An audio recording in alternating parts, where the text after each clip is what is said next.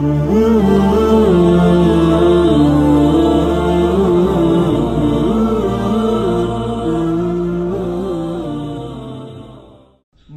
teh di Baghdad aya hiji lalaki boga pamajikan, kemudian boga anak 3. Eta lalaki teh usaha mah usaha tapi ku Gusti Allah dikersakeun teu maju-maju. Manehanana kulimah kuli tetapi gajihna teh ieu teu nyukupan kana kahirupan keluargana. Usaha naon bae ternyata orenganan teu nyukupan nyana ngobrol jeung pamajikanana. Aduh, ieu urang dibere susah amat Gusti. Cek pamajikanana, heueuh nya ya, deuleu batur mah geus hararebat kok urang susah amat. Tidinya terus kunyana dilakonan susah kadang isuk-isuk bisa dahar, sore-sore mah henteu. Kadang-kadang sore bisa dahar jang isukan mah henteu. Susah anu luar biasa. Dilakonan hirup susah ku keluarga tersebut mang bulan-bulan bahkan aya taunna. Lain teu usaha tetapi Allah ngersakeun susah. Lain teu kuli tapi Allah ngersakeun susah. Hese lamun geus dikersakeun ku Gusti Allah susah. Nyana tengah peuting ngadoa ka Gusti Allah. Ya Allah ya Rabb, abdi geus ngalaksanakeun hirup sabaraha taun susah luar biasa. Tatangga sekitarna maka deuleuna jala lembar. Kemudian babaturan abdi jala lembar, abdi anak geus 3 pamajikan ieu ngarasa susah sulit nyangakeun sadaya-daya Gusti, ulah dibere susah-susah teh Gusti.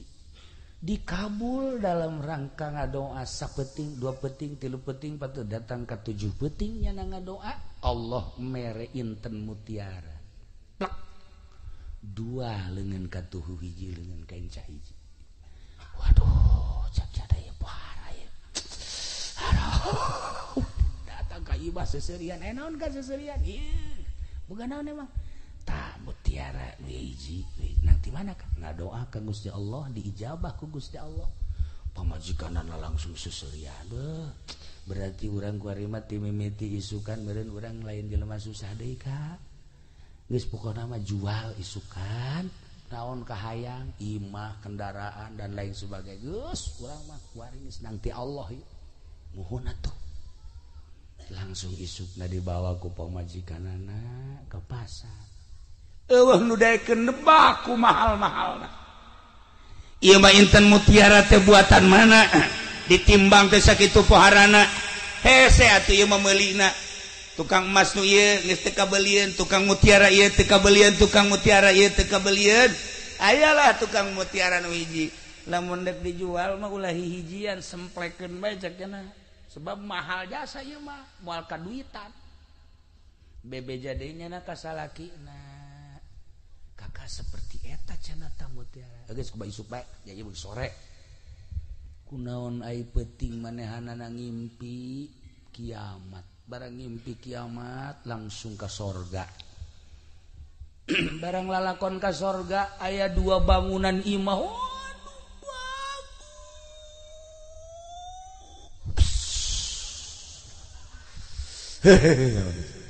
Kan lamun urang nyaritakeun eta imah bagus tuh. Bagus biasa bae. Tapi lamun itu imah bagus tuh. Wah, tambah bagus, rada bagusan berarti. Tapi lamun imah nu itu, tambah budak bagus jasa. Berarti geus hebat kan? Pas ka awewe be, weh itu awewe geulis tuh. Geulis biasa bae. Tapi lamun itu tuh, itu bapak tuh mantap tuh geulis jasa tah mah. Nah, eta geulis jasa berarti. Lamun itu tuh, eta mah geulis. Tah geus pohara geus berarti.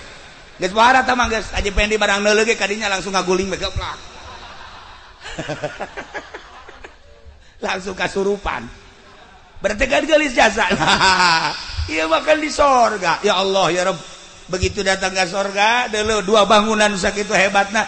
Nanya-nyana ka malaikat. Malaikat eta naon? Woi istana. Menang teh kula kadenya. Menang sok. Di dulu ai istana jang sae sebenarnya cak malaikat. Jang anjeun jeung keluarga anjeun. Jang saha? Jang anjeun geus disadiakeun ku Gusti Allah. Ya Allah, Coba-coba gue ke hareup ka jero. Pas datang ka jero kentengna dua. Ceknya malaikat, ieu bangunan nu sakieu hebat kok bocor. Masa sih di surga anu bocor kieu? Cek malaikat teh, bongan ente ngadoa ka Gusti Allah, dicokot dua kenteng dibuktikan mutiara. Lamun teh mah maneh tahan dina kasusahan henteu ngadoa atuh moal bocor da ieu teh dicokot tina kenteng dibuktikan mutiara terserah ente tah mah lamun deuk ditabal dibalikeun teh mutiara lamun teh mah ku ente dijual teh mutiara pake sesenangan di dunia atuh ente ka surga bocor hudangnya na cak jana teh aing boga istana namanya di surga bocor. Emang di talaga mah heueuh bala bocor. Aja di surga kujana di duluan. Batakna tina inten yakut, masyaallah. Jendela-jendelana jeung lawangna tina emas, nu lain emas model di dunia. Ya Allah ya Rabbi. Terus sekitar kunyana di deulehan ieu mah pohara amat bangunan je eueuh di dunia mal aya teh ieu mah bangunan surga.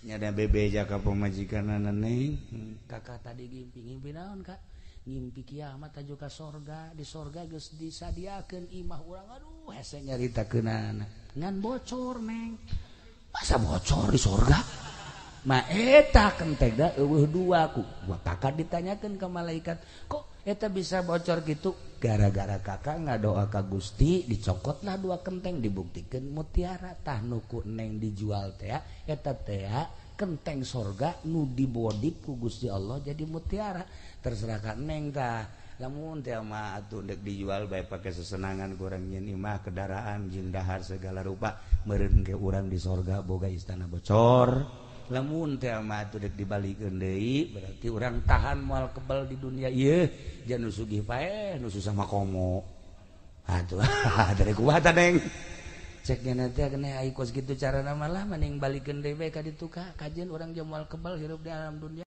urang kuari umur teh meureunan geus aya 35 lamun datang ka 70 30 lah tahan kula malah kajian asal di sorga bae masyaallah eta lamun urang boga pamajikan diajak musyawarah kasusahan hajeun mah iya kering sorga dunia tah mah eta pan lain kitu pamajikan urang Cikupa mah heh Cikupa mah lain kitu ka pan ieu bangunna teh usaha-usaha ngojek ka gojek di pan kakak mah teu bisa ngojek jabagan ngaji emangna seubeuh kumakan ngaji wah ieu pamajikan Cikupa blon ieu barang di dieu KTP na urang talaga aja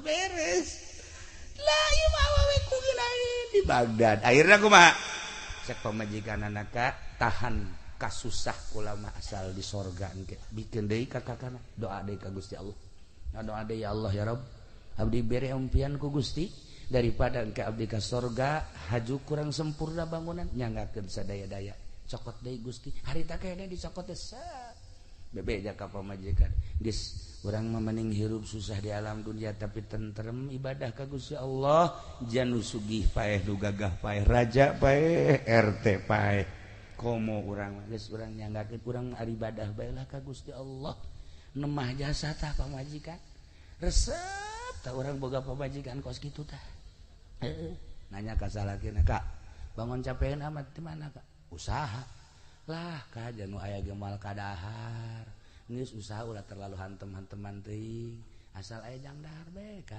urang are ibadah ka Gusti Allah tiis perasaan hate perasaan tiis hina kana hate salakina ge ji bener oh aing teu salah milih ya ka sia heeh kata si mana usaha bangun kesangan gitu aju untung wallahu alam untung teu nama itu bener kak usahana ai can untung lah balik atuh ai ka dieu kudu mawa duit tinggal salakina bae hak isi pamajikan jelema teh jurig sih talaga tapi lain talaga dieu telaga seberang ka ditu nah iyalah para jamaah kaum muslimin wal muslimat rahimakumullah nusugi nugaga pejabat ABRI TNI Kiai Ustadz santri masyarakat lalaki awewe artis masyarakat biasa ujung-ujung nama maut perhitungkan ku urang diri urang ketika maut geus puguh kiai mah maut loba amal na maca Quran sholawat zikir geus puguh ustad mah paeh teh maca Quran sholawat zikir sholat geus puguh santri mah maut teh ketika abuya anakna maut di bejaan sareurik pan ka bebiha putra maut udah tabrakan masalah kok tenangan amat jih atuh anak aing mah paeh geus talar Quran ai sia cak nu ceurik teh heueuh oge nya atuh jih atuh santri mah keur ngaji salat ustad kitu keneh polisi tah jeung abri nu kudu mikir ge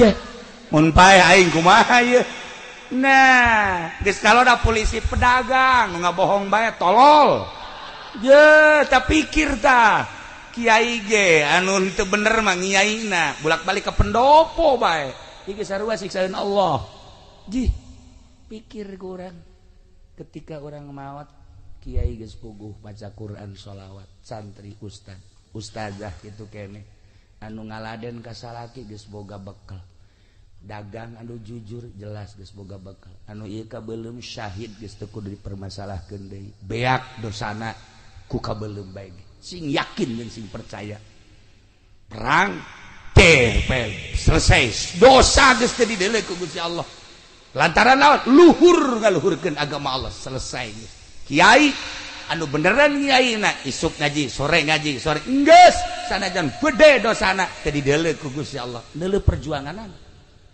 ai sieu